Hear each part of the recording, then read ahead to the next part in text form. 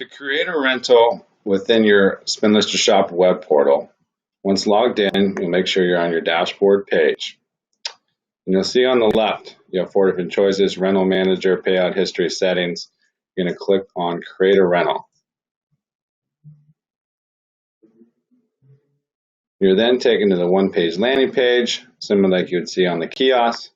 Start by typing the customer's name. If they have a Spinlister account, it'll populate for you. I typed in myself.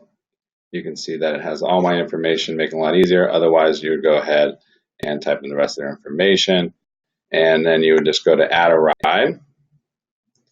I'm going to select hourly story bike. I'm going to book it for today, starting at 11, dropping out tomorrow at 11.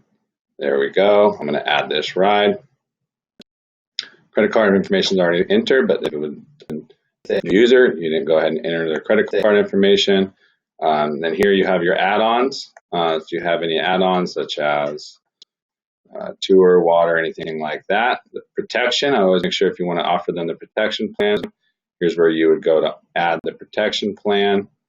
You click either just the damage, theft, or the combo. So we'll go ahead and add the combo package.